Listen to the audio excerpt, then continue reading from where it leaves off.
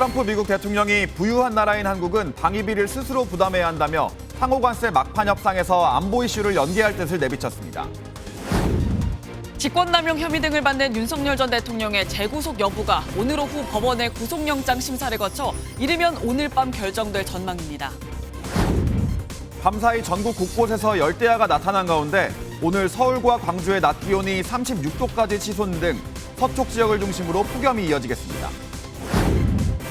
최저임금위원회 공익위원들이 내년도 최저임금을 1,210원과 1,440원 사이로 제시했고 최종 결론은 내일 노사 합의 또는 표결을 통해 내려집니다. 시청자 여러분 안녕하십니까? 트럼프 미국 대통령이 부유한 한국에 거의 공짜로 군사 지원을 했다며 한국은 자국의 방위비를 스스로 부담해야 한다고 말했습니다. 동맹국인 우리나라를 상대로 관세는 물론 방위비 분담금 인상까지 압박하고 나섰다는 분석인데요. 트럼프 대통령은 또 8월 1일로 예고한 관세 부과 시점은 늦추지 않을 거라고 못 박았습니다. 오늘 굿모닝 MBN 첫 소식은 한여혜 기자입니다. 도널드 트럼프 미국 대통령이 상호관세 서한 발송에 이어 한국의 방위비 분담금 인상도 압박했습니다. South Korea is making a lot of money, and they're very good. They're very good, but you know, they should be paying for their own military. 1년에 100억 달러, 우리 돈으로 약 13조 7천억 원을 주한미군 주둔 비용으로 한국이 지불해야 한다고 거듭 주장했습니다. 관세 문제를 언급하는 도중 나온 발언인 만큼 상호 관세를 포함한 한미 간 무역 협상과 방위비 분담금 증액과 관련된 안보 협상을 연기할 가능성이 커졌습니다. 다만 트럼프 대통령은 현재 2만 8천 명 정도인 주한미군 규모를 4만 5천 명이라고 잘못 언급했습니다. 트럼프 대통령은 관세 부과 시점이 바뀌지 않을 것이라고도 강조했습니다. 관세는 8월 1일부터 부과되며 기한 연장은 허용되지 않을 것이라고 자신의 SNS에 적었습니다. 협상 상대국의 제안이 마음에 들면 관세 부과일도 조정할 수 있다고 한 지 불과 하루 만에 말을 바꾼 겁니다. 또 구리에 대한 관세율은 50%가 될 것이라고 밝히며 반도체와 의약품 관세 발표도 예고했습니다. 미국의 동맹국을 겨냥한 압박 수위가 높아지는 가운데 관세 협상을 이끄는 스콧 베선트 미국 재무장관의 다음 주 일본 방문 예정 소식이 전해졌습니다. 한국도 방문할지가 주목되는데 대통령실은 관계부처에 국익을 최우선으로 미국과의 협상 준비에 만전을 기해달라고 당부했습니다. MBN 뉴스 한여입니다. 상호관세가 3주 유예되면서 일단 시간은 벌었지만 우리 기업들이 대책을 마련하기엔 턱없이 부족합니다. 실제 상호관세가 부과되면 대미 수출 시장에 어떤 영향을 미칠지 유승호 기자가 설명해드립니다. 트럼프 미국 대통령이 한국에 보낸 이른바 25% 상호관세 서한입니다. 다음 달 1일부터 미국으로 수출하는 모든 한국 상품에 25% 관세를 매기겠다고 명확히 언급하고 있는데요. 일부 품목에만 부과하던 관세를 이제는 모든 한국산 제품에 붙이겠다는 겁니다. 이미 지난 4월부터 미국은 일부 우리 수출 품목에 품목 관세를 부과했습니다. 자동차와 차 부품에는 25%, 철강과 알루미늄에는 무려 50% 관세가 붙었는데요. 예를 들어 현대차 그룹의 중대형 SUV와 프리미엄 브랜드 차량은 대부분 국내에서 생산 후 미국으로 수출되는데 관세 부담에 가격 경쟁력이 그만큼 떨어질 수 있는 겁니다. 실제로 우리나라 대미 자동차 수출은 품목 관세 부과 이후 지난해 같은 기간보다 최대 30% 가까이 떨어졌습니다. 여기에 상호관세까지 붙으면 이제는 자동차뿐 아니라 모든 수출 품목에서 대미 수출에 빨간불이 켜질 수 있는 겁니다. 우선 상반기 수출 역대 3위 실적을 이끈 수출 효자, 반도체를 비롯해 역시 지난해 역대 최고치를 찍은 K라면 등 식품에도 상호관세가 부과됩니다. 예컨대 현재 미국에서 K라면은 봉지당 1.4달러에 판매되고 있는데요. 상호관세로 가격이 2달러까지 오를 수 있습니다. 현지에서 생산되는 J라면의 가격 경쟁에서 밀릴 수밖에 없는 거죠. 공장을 짓지 않은 이상 대응 방법이 없는 거고 높은 관세율이 된다라고 하면 가격 조정을 하겠죠. 25%를 아무 대책 없이 감수할 수 있는 기업은 없지 않나. 우리 정부도 남은 3주 동안 한미 관세 협상에 전력을 기울이겠다고 밝혔습니다. 국익 최우선 원칙 하에 우리 기업의 불확실성과 피해를 최소화하기 위해 최선을 다하겠습니다. 우리 기업이 경쟁 관계에 있는 주요 국가에 비해 최소한 불리한 대우를 받는 일이 없도록 미국이 25% 상호 관세를 실제로 부과하면 대미 수출이 15% 감소할 것이라는 전망도 나오는 가운데 관세 충격을 앞둔 재계 긴장감이 감돌고 있습니다. MBN 뉴스 유수호입니다. 이제 관세를 떨어뜨려야 하는 협상 해결은 이재명 정부의 몫입니다. 그러려면 정상 간 타협이 필요해 보입니다. 대통령실도 조속한 한미 정상회담을 희망한다는 입장을 밝혔습니다. 이 내용은 선한빛 기자가 전해드립니다. 위성락 국가안보실장이 마르코 루비오 미국 국무장관 겸 국가안보보좌관과 만났습니다. 여기서 우리 측은 조속한 한미 정상회담 개최를 희망했고 미국도 공감했다고 대통령실은 밝혔습니다. 다음 달 1일까지로 상호 관세 유예 기간이 연장되면서 우리 측은 이달 중 정상회담 개최 필요성이 더 커졌습니다. 양국 정상이 만나 이른바 톱다운 방식으로 협상을 빠르게 끝낼 수 있기 때문입니다. 정상회담이 열리면 협상 테이블엔 안보와 통상이 패키지로 올라갈 전망입니다. 안보에선 국방비 지출과 방위비 분담금 증액 문제가, 통상에선 25% 상호 관세 문제가 협상의 핵심 내용입니다. 조선이나 방산 등 분야에서 협력 카드를 내밀며 미국의 일방적 요구에 따른 손실을 최소화하는 전략이 필요하다는 지적입니다. 뭔가 주고받는다 그러기보다는 미국이 일방적으로 요구해오는 것을 얼마만큼 줄여서 각국의 이해에 부합되게 만드느냐가 중요합니다. 최근 여한구 산업통상자원부 통상교섭본부장과 위성락 국가안보실장이 미국에 급파된 것도 통상과 안보 일괄 타결을 위한 포석이란 분석이 나옵니다. 다만 정상회담 시기를 조율하는 과정에서 미국 측의 기선제압 의도가 읽힌다는 관측도 나오고 있습니다. MBN 뉴스 선한빛입니다. 윤석열 전 대통령에 대한 두 번째 영장실질심사가 오늘 오후 서울중앙지법에서 진행됩니다. 내란 특검팀이 직권남용 등의 혐의로 구속영장을 청구하면서 윤 전 대통령은 지난 3월 석방 4개월 만에 재차 구속 갈림길에 서게 됐습니다. 구속영장 발부 여부는 이르면 오늘 밤, 늦어도 내일 오전에는 결론 날 전망입니다. 최희지 기자의 보도입니다. 오늘 오후 2시 15분 서울중앙지법에서 윤석열 전 대통령의 재구속 여부를 가를 구속영장 실질심사가 열립니다. 윤 전 대통령은 오늘 법원 앞에서 내란 특검팀과 만나 심사가 이뤄지는 서관 322호 법정으로 이동할 것으로 보입니다. 윤 전 대통령이 직접 영장심사에 출석하는 만큼 법정 안에서 내란 특검팀과 장시간 법적 다툼을 벌일 것으로 예상됩니다. 윤 전 대통령에 적용된 혐의는 직권남용 권리행사 방해, 허위 공문서 작성, 특수공무집행 방해 등 크게 3가지로 일단 외환 혐의는 빠졌습니다. 내란 특검팀은 영장 청구서 66쪽 분량 중 16쪽을 구속 사유에 할애하는 등 구속의 필요성을 특히 강조하고 있습니다. 이 때문에 오늘 남세진 영장 전담 부장판사의 판단을 가를 핵심 쟁점은 김성훈 전 대통령 경호처 차장과 강희구 전 대통령실 부속실장 등의 진술 변화가 될 것으로 보입니다. 윤 전 대통령은 구속영장 심사가 끝난 뒤 서울구치소에서 대기하며 영장 발부 여부를 기다릴 것으로 보입니다. 법원의 구속영장 발부 여부는 이르면 오늘 늦은 밤이나 내일 오전 사이에 결론 날 것으로 전망됩니다. 영장이 발부될 경우 윤 전 대통령은 법원의 구속 취소 결정으로 지난 3월 8일 석방된 지 4개월 만에 다시 구속됩니다. 만약 영장이 기각될 경우 내란 특검팀의 수사 초기 동력이 약해질 수도 있다는 관측입니다. 경찰은 만일의 사태에 대비해 영장 발부 절차가 완전히 종료될 때까지 서울중앙지법 주변에 기동대 30여 개 부대 2,000여 명과 안전펜스 등을 배치할 계획입니다. MBN 뉴스 최희지입니다. 김건희 특검팀은 명태균 게이트 규명에 속도를 내기 시작했습니다.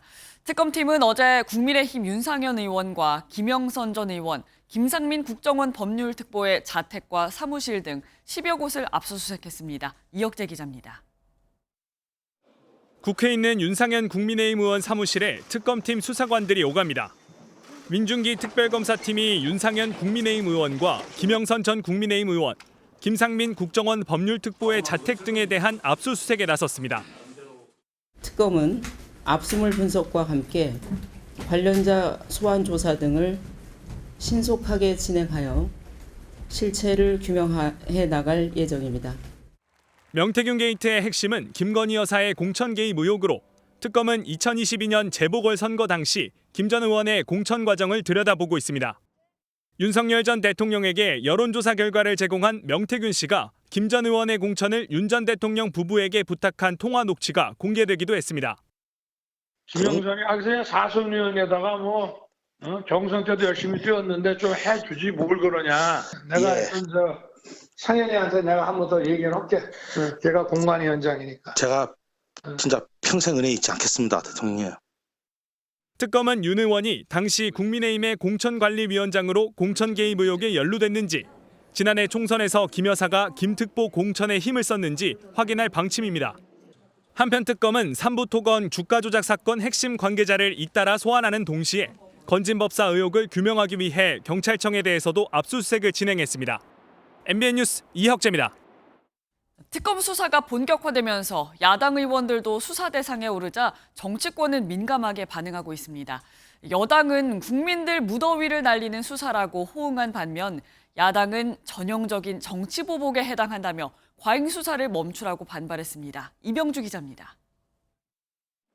윤상현 국민의힘 의원에 대한 압수수색 등 정치인을 향한 특검 수사에 민주당은 속 시원한 수사라고 평가했습니다. 오랫동안 지연됐던 수사의 시계가 이제야 제대로 작동하고 있다면서 특검을 향해 좌고우면하지 말고 진실을 밝혀달라고 당부했습니다. 세 개의 특검이 본격적으로 가동되면서 무더위 속 국민들 가슴에 시원한 물줄기를 제공하고 있습니다.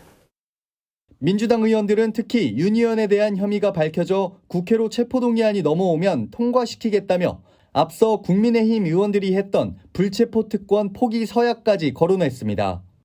야당은 특검 수사가 과잉 수사라고 맞섰습니다.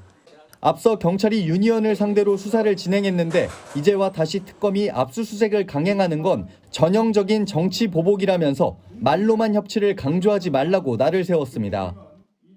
화무 12홍이고 건불 10년이라고 했는데 그 칼날이 언제 되돌아올지 모릅니다. 늘 이런 점을 유념해야 하는 것이 집권 정부 일환이라고. 윤상현 의원은 MBN에 조사에 성실히 임하겠다는 입장을 밝혔습니다. 세계 특검의 전방위적 수사가 진행될수록 야당을 향한 압박 수위는 높아질 수밖에 없어 정치권의 긴장도 고조될 전망입니다. MBN 뉴스 이병주입니다. 어제 서울의 낮 최고 기온이 37.8도를 기록하고 경기 광명의 기온은 무려 40도를 넘어서는 등 전국이 무더위에 펄펄 끓었습니다. 퇴근 시간대엔 수도권 곳곳에서 기습폭우가 쏟아졌고 잠 못 드는 열대야도 이어졌는데요. 오늘도 낮 최고 기온이 36도까지 오르는 등 가마솥 더위가 이어질 전망입니다. 장동건 기자가 보도합니다. 앞이 보이지 않을 정도로 세찬 비바람이 몰아칩니다. 어제 저녁 6시 50분쯤 서울 구로구와 영등포구 등 서남권에 호우경보가 내려지는 등 기습폭우가 쏟아졌습니다. 짧은 시간 강한 비가 내리며 한때 서부간선도로 오목교 동측 지하차도 등 도로 곳곳이 통제되고 일부 구간 열차 운행이 중단되며 퇴근길 시민들이 불편을 겪었습니다.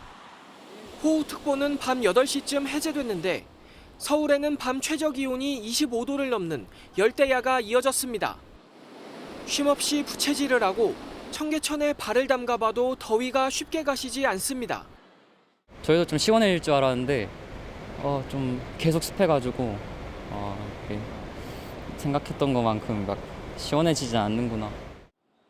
어제 서울은 기온이 37.8도까지 오르며 7월 초 기준으로는 기상관측 사상 가장 더웠습니다. 40.2도를 기록한 경기 광명을 비롯해 파주와 안성이 40도를 넘었고 40도에 육박하는 지역이 속출하는 등 종일 폭염이 이어졌습니다. 오늘도 서울과 광주의 낮 최고 기온이 36도에 이르는 등 숨막히는 무더위가 계속됩니다. 9일 수요일 동해상의 고기압에 따라 동풍이 300을 넘으면서 더운 공기가 불어드는 서쪽 지역은 35도 이상으로 덥겠고 오후부터 수도권 서해안과 제주 등지에는 돌풍과 천둥 번개를 동반한 기습적인 소나기가 예보됐습니다. MBN 뉴스 장동건입니다. 최악의 더위에 에어컨 없이 견디기 어려운 나날이 이어지고 있습니다. 그런데 자칫 에어컨과 연결된 실외기에서 과열로 화재가 발생할 수 있어 주의가 필요합니다. 시내 곳곳에서 실외기가 얼마나 뜨거워져 있는지 살펴봤습니다. 한범수 기자입니다. 불이 난 주택에 들어가 소방대원들이 진화 작업을 벌입니다. 발화 지점을 보니 에어컨 실외기가 놓여 있습니다. 실외기는 실내에 있는 열을 밖으로 빼내는 장치로 에어컨과 한 세트입니다.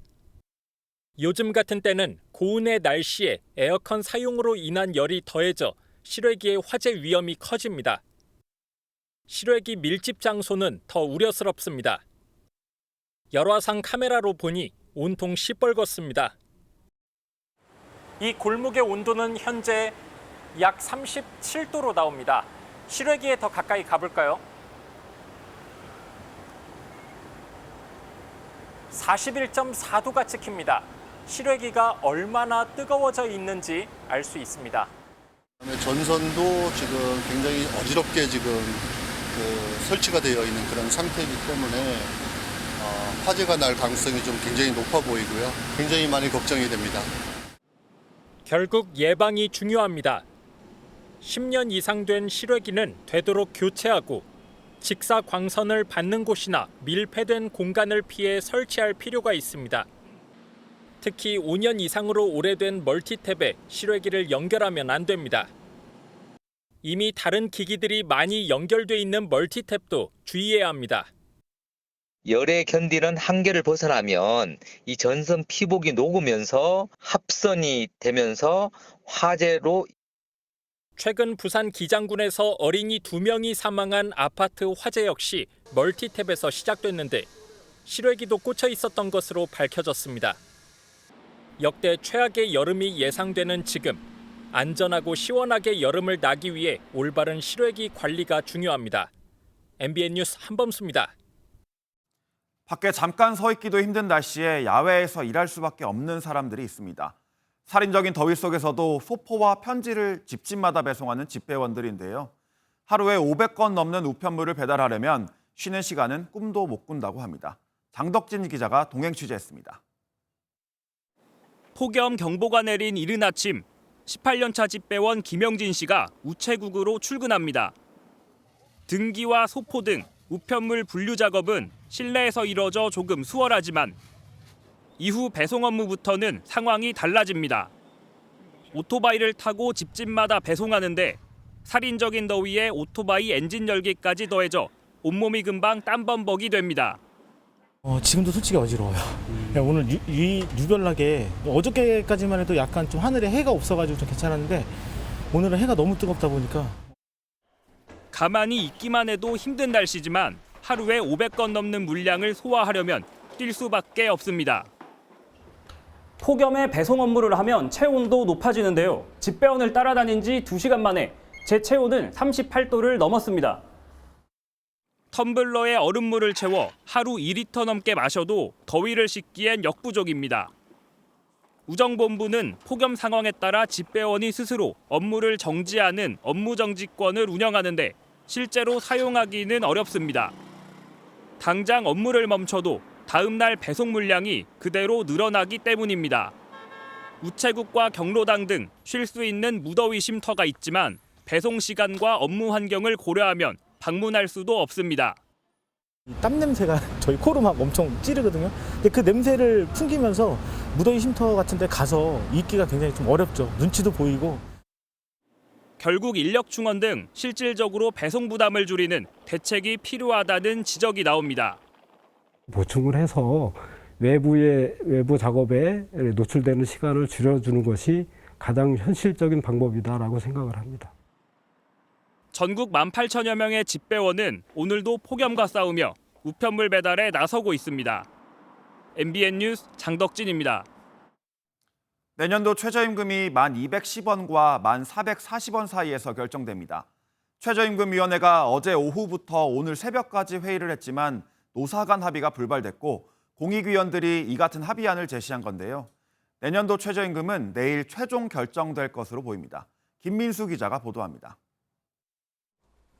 야심한 새벽, 최저임금위원회 위원들이 11차 전원회의를 마치고 퇴장합니다.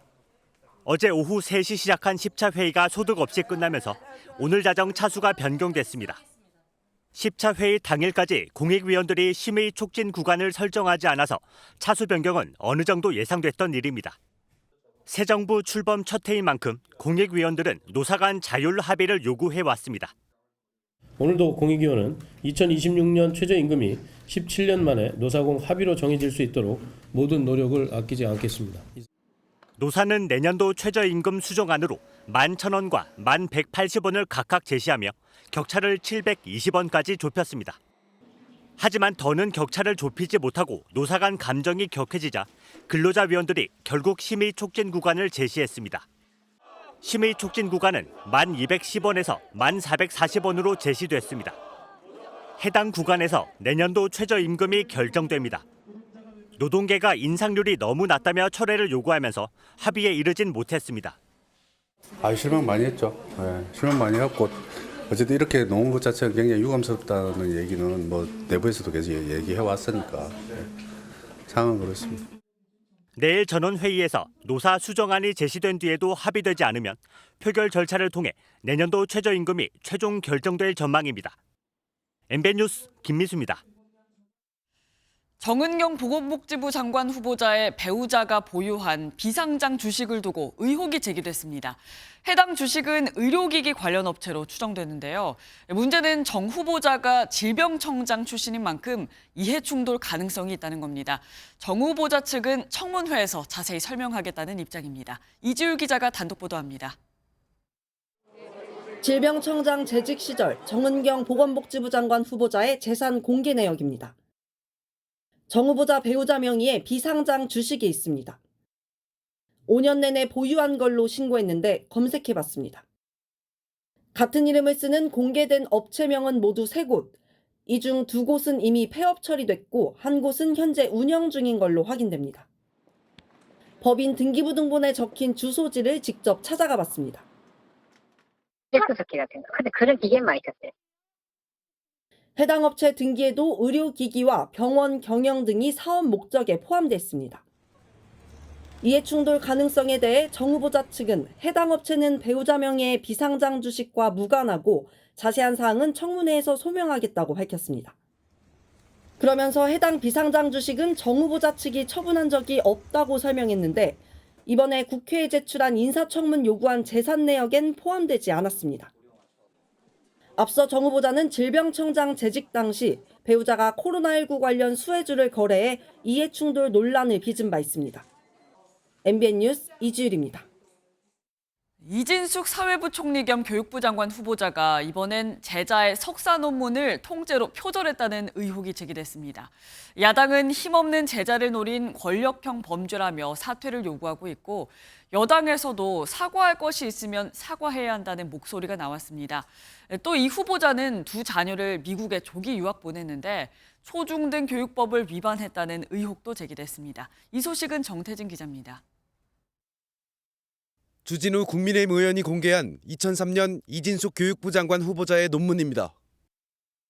그로부터 1년 전 제자가 제출한 석사학위 논문과 비교해봤더니 표와 수식이 아예 동일합니다. 주 의원은 이 후보자가 제자의 논문을 통째로 표절했다며 간큰 도둑질이자 권력형 범죄라 주장했습니다.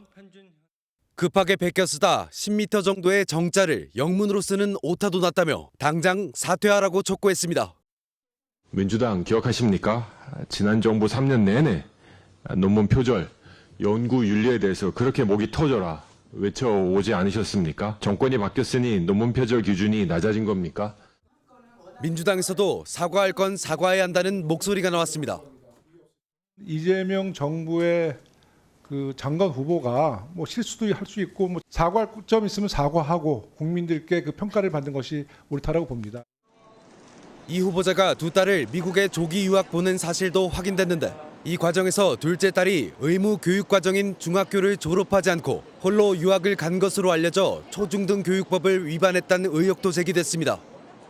이에 이 후보자 측은 국민께 송구스럽게 생각한다고 밝혔고 표절 의혹과 관련해선 오는 16일 인사청문회에서 소상히 밝히겠다고 설명했습니다. MBN 뉴스 정태진입니다. 더불어민주당 박찬대 의원 등 여당 의원 100여 명이 내란특별법을 발의했습니다.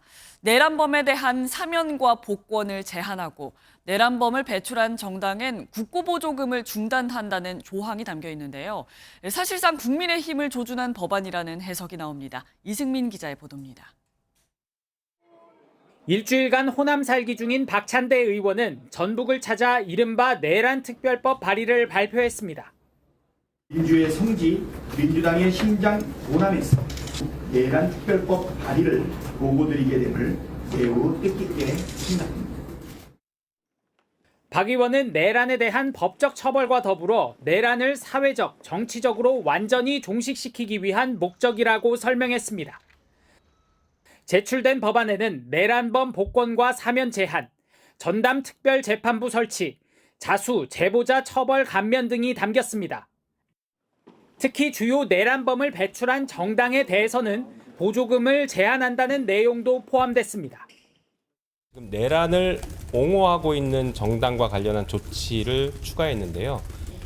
유죄가 확정되는 경우 해당 정당의 국고보조금을 제한하는 사실상 국민의힘을 겨냥한 겁니다. 법안이 마련되면 비상계엄이 선포된 작년 12월 3일을 기점으로 이미 지급된 보조금까지 환수가 가능하다는 게 법안 발의에 참여한 의원들의 설명입니다. 국민의힘은 야당 탄압이 시작된 것 같다면서 민주당이 말로는 협치를 내세우지만 실제로는 협치와 거리가 멀다고 비판했습니다. 앞으로 입법 과정을 둘러싸고 내란 특별법이 여당과 야당 사이에 또 다른 정치적 뇌관이 될 전망입니다. MBN 뉴스 이승민입니다. 국민의힘 혁신안을 두고 당내 상황이 이전 투구 양상으로 치닫고 있습니다. 안철수 의원이 혁신위원장을 전격 사퇴하며 인적 쇄신 대상으로 권영세, 권성동 두 의원을 지목했는데 이번엔 두 의원이 본인만 뜨기 위한 비열한 행태라며 반격에 나섰습니다. 백길종 기자입니다. 안철수 의원은 혁신위원장 전격 사퇴 이후로 자신이 요구한 인적 쇄신안이 거부당한 것을 언급했습니다. 합의되지 않은 날치기 혁신위원회를 거부합니다. 이번엔 인적 쇄신 대상으로 지목된 권영세, 권성동 두 의원이 발끈했습니다. 권영세 의원은 독선에 빠진 안철수 의원이 가증스럽다. 초선도 아니고 본인만 뜨기 위한 비열한 행태라고 직격했습니다. 권성동 의원도 전당대회 출마 계획이 전혀 없다더니 결국 당대표 자리 욕심에 매몰된 것이라며 급작스럽게 벌어진 철수 작전이라고 비판했습니다. 그러자 안 의원은 출당 조치까지 언급하며 맞받았습니다. 이건 정치적인 책임입니다. 아주 심하다면 그런 것도 가능하지만 그러면 처음부터 전당대회 나간다고 하지 왜 제가 또 이런 수순을 밟겠습니까? 당 지도부는 수습책 마련에 부심하고 있습니다. 당원 동지들과 국민 여러분께 혼란을 드려서 송구하다는 말씀을 조속한 시일 내에 신임 혁신위원장을 모시고 맹탕 인사청문회에 출범하기도 전에 좌초한 혁신위원회까지 당 지도부의 리더십이 실종됐다는 지적 속에 당 주도권 싸움이 본격화하면 다시 계파 갈등도 불거질 수 있다는 전망이 나옵니다. MBN 뉴스 백길종입니다. 이재명 대통령이 대선 공약이었던 글로벌 방위산업 4대 강국 실현을 본격화하고 있습니다. 방위산업이 미래 먹거리 산업이 되길 바란다며 전폭적인 투자를 약속했습니다. 구체적으로 방산산업 컨트롤타워 신설과 전략회의 정례화를 지시하며 힘을 싣고 있습니다. 표선우 기자가 보도합니다. 방위산업 첫 기념일을 맞아 이재명 대통령이 K방산 토론회에 참석했습니다. 이 대통령은 방위는 안보를 지킬 뿐 아니라 미래 먹거리 산업으로 성장해야 한다며 정부 지지를 약속했습니다. 정부가 방위산업에 대해서 좀 더 많은 노력을 기울여서 투자하고 지원하고 관심을 기울여서 세계적인 방위산업 강국으로 좀 나아갈 수 있게 하려고 합니다. 구체적으로는 AI 무인 로봇 등 첨단 무기 개발과 다양한 기업이 참여하는 방위산업 생태계 구축, 정부 차원의 안보 협력을 육성 방안으로 제시했습니다. 이 대통령은 국무회의에서도 방산의 중요성을 강조하며 컨트롤타워 신설 등을 지시했습니다. 세계 10위의 방산 대국으로 성장했습니다. 방산 육성 컨트롤타워 신설 그리고 방산 수출 진흥 전략회의 정례화도 검토해 주시기 바랍니다. 방산 컨트롤타워와 전략회의는 이 대통령이 대선 후보 시절 방산 4대 강국을 목표로 제시하며 밝혔던 공약과 맞닿아 있습니다. 이 대통령이 방산에 대한 각별한 관심을 보이면서 대통령실 내에 검토되는 방산전담 비서관 신설도 속도를 낼 것이란 전망도 나옵니다. MBN 뉴스 표선우입니다. 이웃 간의 갈등이 극한으로 치닫는 사건들이 벌어졌습니다. 층간소음 문제로 찾아온 이웃집 주민에게 펄펄 끓는 식용유를 끼얹은 남성이 얼마 전 경찰에 붙잡혔는데요. 식용유 테러를 당한 피해자 측은 전신에 3도 화상을 입어 현재도 치료를 받고 있다며 엄벌을 촉구했습니다. 반년 가까이 층간소음에 시달리던 피해자, 지난 5일 쿵쿵거리는 소리에 아랫집을 찾았다가 봉변을 당했습니다.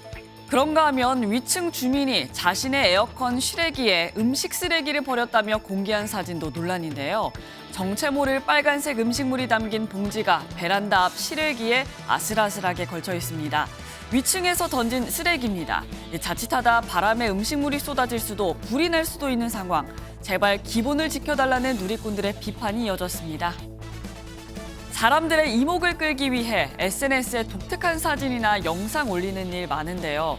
인도에서는 10대 소년이 달리는 기차 및 선로에 누워있는 장면을 촬영해 SNS에 올렸다가 경찰에 붙잡혔습니다. 지난달 인도 오디샤주 보우드 지역 자르문다역 인근에서 촬영된 영상. 기차가 소년의 몸 위를 통과하자 소년은 친구와 기뻐하는데요. 목숨을 걸고 찍은 해당 영상은 큰 논란을 일으켰고 두 소년은 모두 소년법에 따라 처리될 예정이라고 전해집니다. 하지 말라는데도 굳이 위험한 행동을 하며 SNS에 집착하는 사람들이 늘고 있는데 무모한 행동엔 책임을 져야 한다는 비판이 쏟아지고 있습니다. 지금까지 인터넷 와글와글이었습니다. 앞으로는 군복무 중 전사하거나 순직한 장병들에 대해 추서에 따른 유족급여가 지급됩니다. 추서는 순직 장병들의 재직 중 공적을 기리기 위해 한 단계 계급을 올려주는 명예 조치이기도 했죠. 실질적인 처우 또한 강화하겠다는 정부의 의지로 해석됩니다. 강재묵 기자가 보도합니다. 박형방 씨의 아들은 군의관으로 복무하던 중 전역을 2개월 앞두고 사망했습니다. 아들을 포함해서 의무복무자가 군에서 딱 사망하면은 군인이 의무복무 기간 중에 사망한 경우에는 순직으로 분류한다. 국가의 부름에 의무를 다하다 생을 달리한 박 씨의 아들은 국립현충원에 안치됐습니다. 하지만 박 씨를 포함한 유가족들은 순직 장병들에 대한 처우에 이해가 가지 않는 부분이 있었습니다. 그러니까 유가족 불만이 뭐냐? 야, 계급은 1계급 특진해서 전부 다 소령이나 상병이나 병장으로 붙여놨는데 왜 매월 주는 연금은 운명할 당시로 주느냐? 복무 중 전사하거나 순직해 계급이 추서된 군인들에게 그동안은 계급에 맞지 않는 보상이 이뤄졌던 것입니다. 이에 국방부는 추서 진급된 순직 장병들과 그 유족들이 정당한 처우를 받을 수 있도록 군인재해보상법 시행령 개정안을 시행한다고 밝혔습니다. 먼저 국방부는 8일부터 시행되는 개정된 군인재해보상법 시행령에 따라 앞으로는 추서에 따른 봉급 증가분까지 산정해 유족 급여를 특히 이번 조치는 국가와 국민을 위해 희생한 군인과 그 유족에 대한 국가적 보상을 실질적으로 강화하기 위한 조치라고 설명했습니다. 이번 변화를 계기로 군 복무 중 불의의 사고를 당한 이들에게는 반드시 희생에 걸맞은 보상이 이뤄져야 한다는데 공감대가 커지고 있습니다. MBN 뉴스 강재묵입니다. 삼성전자에 빨간불이 켜졌습니다. 지난 2분기 영업이익이 반토막 났는데 반도체 사업 부진이 큰 영향을 미친 것으로 분석됩니다. 오는 17일 이재용 회장의 부당합병 의혹에 대한 대법원 판결이 제도약의 분수령이 될 전망입니다. 정예린 기자입니다. 삼성전자가 올 2분기 매출 74조 원, 영업이익 4조 6천억 원의 잠정 실적을 발표했습니다. 특히 영업이익이 반토막 나며 증권가 예상치였던 6조 원 안팎을 크게 밑돌았습니다. 실적 하락의 원인으로는 계속되고 있는 반도체 사업의 부진이 꼽힙니다. 삼성전자 측은 반도체 부문에서 재고자산 평가 충당금과 같은 일회성 비용이 발생해 실적이 하락했다고 설명했습니다. 쉽게 말해 가격 등이 내려가며 재고의 가치가 떨어져 손해볼 걸 예상하고 미리 손실로 반영했다는 건데 기존에 생산한 고대역폭 메모리, HBM 등의 재고를 비용으로 처리한 것으로 보입니다. 미국 정부의 대중 제재로 중국 시장에 대한 최첨단 AI 칩 수출에 제약이 생긴 것도 원인으로 분석됩니다. 다만 증권가에서는 하반기엔 실적 개선을 전망하고 있습니다. 스마트폰 사업부는 폴더블 7이 신규로 출시되기 때문에 이에 따른 수혜를 받을 것으로 예상하고 있습니다. 최근 전영현 부회장이 엔비디아 본사를 찾은 만큼 품질 테스트 중인 HBM3E의 공급에 대한 기대감도 높아지고 있습니다. 이재용 회장이 사활을 거는 미래 먹거리 확보도 계속되는데 삼성전자는 로봇, 공조, 디지털 헬스케어 등 성장 기업을 잇따라 인수하고 있습니다. 1, 2심에서 무죄를 받은 이재용 회장의 부당합병 의혹에 대한 대법원 판결도 오는 17일로 다가온 가운데 사법 리스크 해소와 함께 삼성전자의 경영 시계에도 속도가 붙을지 관심이 집중됩니다. MBN 뉴스 정혜린입니다.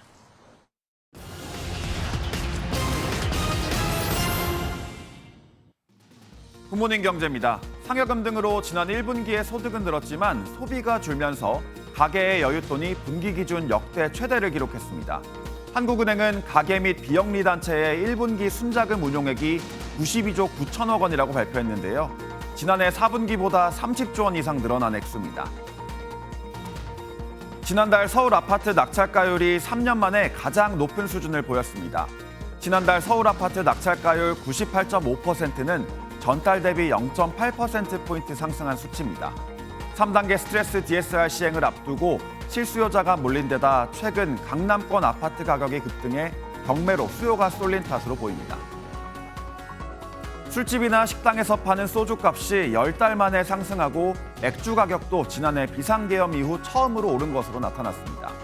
소주값은 지난해 9월 이후 이어진 하락세가 반전됐고 맥주값은 지난달 0.5% 오르며 지난해 12월 이후 7개월 만에 상승했습니다.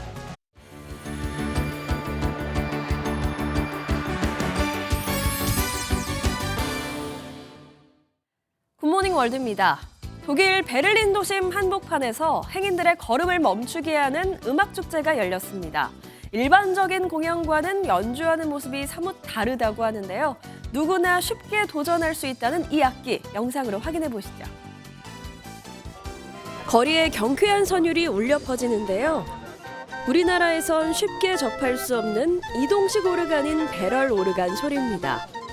오르간의 고전적인 선율을 선보이는 축제가 독일 베를린에서 열린 건데요. 전 세계 12개국에서 온 120명의 연주자가 직접 오르간을 연주하며 시선을 사로잡았습니다. 배럴 오르간은 보통 서커스 배경음악으로 익숙한데 미리 악보를 기록한 천공카드를 기계에 넣고 핸들을 돌리면서 연주합니다. 누구든 바로 연주를 시작할 수 있고 손잡이를 일정한 속도로 돌리면 고운 소리가 나는 게 특징이라네요. 오랫동안 잊고 있던 현금을 옷 주머니에서 우연히 발견했을 때 그렇게 기분이 좋을 수가 없죠. 최근 뭔가도 오랜 시간이 지나 우연한 기회에 발견됐는데 현금과는 비교도 되지 않을 만큼 가치가 있는 보물이라고 합니다. 과연 뭘 발견했을지 중국으로 떠나봅니다. 불상 여러 기가 절벽에 조각된 이곳. 놀랍게도 중국 충칭시의 한 저수지인데요. 올해 강수량이 평년보다 적어 수위가 떨어지면서 오랜 기간 물속에 잠겨있던 불상들이 모습을 드러낸 겁니다. 높이 3m, 폭 6m의 암벽에 조각돼 있고 총 27점의 불상과 인물상이라고 하고요. 약 1000년 전인 청나라 시대에 만들어진 걸로 추정된다고 합니다.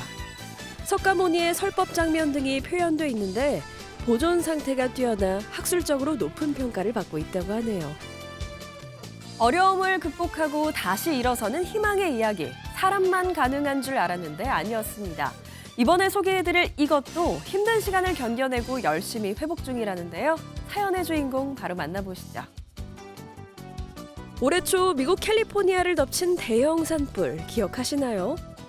이 차량도 산불을 피하지 못했는데요. 부품이 녹아내리고 페인트가 벗겨졌습니다. 그런데 기적이 일어났습니다. 차량 제조 회사가 화재 현장에서 찍힌 이 차량의 사진을 보고 소유자에게 복구를 제안한 겁니다.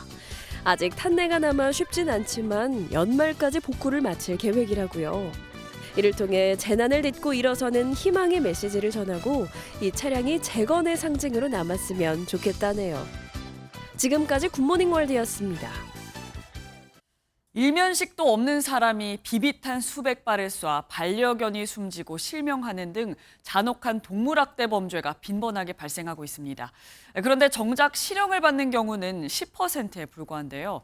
새로 도입된 양형 기준을 두고는 뒷말이 무성합니다. 정혜진 기자가 보도합니다. 깊은 밤 경남 거제에 휴가를 나온 현역 해병 2명을 포함한 20대 남성 3명이 한 식당 마당에 있는 개를 향해 불빛을 비춥니다. 겁에 질린 개는 집으로 숨었는데 한 남성이 비비탄 총을 들고 개 집으로 뛰어가 수백 발의 비비탄을 난사했습니다. 실신했던 2마리 중에 한 마리는 이제 폐사를 했고요. 경고를 적출할 수밖에 없는 상황이었어요. 지난해 충남 천안에서는 한 30대 남성이 먹이를 주는 척 고양이에게 접근한 뒤 쇠 막대기로 때리며 3시간 동안 학대했습니다. 수법이 갈수록 잔혹해지고 있는 동물학대 사건은 매년 1000건이 넘게 발생합니다. 하지만 실제 강력한 처벌로 이어지는 경우는 드문 실정입니다. 지난해 재판에 넘겨진 112건의 동물보호법 위반 사건 가운데 벌금 등 재산형은 67건으로 실형 선고가 내려진 건 10건에 불과했습니다.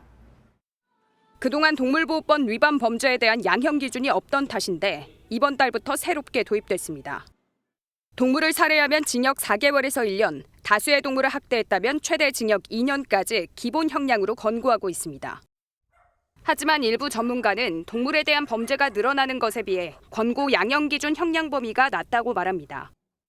기존에 양형 기준이 없던 때에도 사실 세게 형을 주고 싶으면 가능했거든요. 결국 우리 사회가 동물에 대한 존중과 생명권을 제대로 인식한다면 학대를 줄일 수 있을 것이라는 지적입니다. MBN 뉴스 정혜진입니다. 40도가 넘는 폭염이 이어지던 중국 산둥성에 갑자기 예고 없는 폭우가 쏟아졌습니다. 무더위를 식혀줄 정도가 아니라 가로수가 뿌리채 뽑히고 아파트 창문이 날아갈 만큼 강풍이 불어 도심이 순식간에 뒤흔들렸습니다. 베이징 김한준 특파원이 전해드립니다.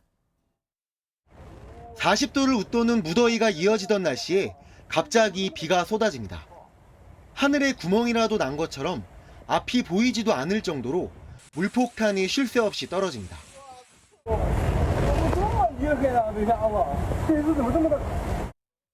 아파트 장터에 모인 사람들은 행여 천막이 날아갈까 꽉 잡고 버팁니다. 중국 산둥성 지린시에 난데없이 시간당 50mm의 폭우가 퍼붓기 시작했습니다.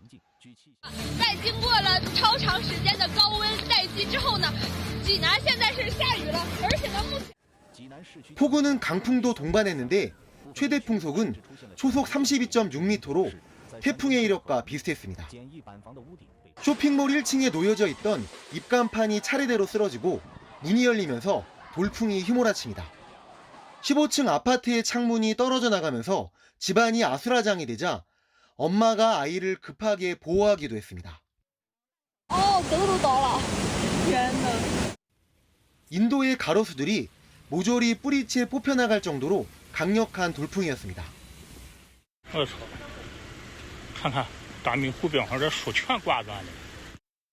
신발 밑창이 녹아내리던 역대급 무더위에 갑자기 몰아친 태풍급 비바람. 갈수록 극단화되는 기상이변의 사례 중 하나로 기록될 전망입니다. 베이징에서 MBN 뉴스 김한준입니다. 더워도 정말 너무 더우시죠. 재난 수준의 폭염이 이어지고 있습니다. 어제 서울 낮 기온은 37.8도까지 올라서 기상 관측이 시작된 이래 7월 상순 기준 최고 기온을 기록했고요. 광명과 파주를 비롯한 중부 내륙은 무려 40도를 웃돌았습니다. 열기가 고스란히 남고 여기에 더운 바람도 불어들면서 오늘도 어제만큼이나 무덥겠습니다. 동해안을 제외하고 전국이 폭염 경보로 뒤덮인 가운데 오늘 서울과 대전이 36도, 광명 37도까지 오르겠습니다. 오늘도 갑작스럽게 소나기가 오는 곳이 있겠습니다. 특히 제주는 60mm 이상 쏟아질 수 있겠습니다. 지난 밤 사이에도 서울은 27.9도로 서울은 열흘째 열대야가 이어지고 있습니다. 낮 최고 기온은 서울과 광주가 36도까지 오르겠지만 동풍이 그대로 닿는 동해안 지방은 강릉이 28도에 머물겠습니다. 당분간 맑은 날씨가 이어지는 가운데 폭염이 계속될 것으로 보입니다. 평소보다 건강 관리에 더욱 힘쓰셔야겠습니다. 날씨였습니다. 저희는 내일 아침 7시에 더 알찬 소식으로 다시 찾아오겠습니다. 굿모닝 MBN 마칩니다. 시청해주신 여러분 고맙습니다.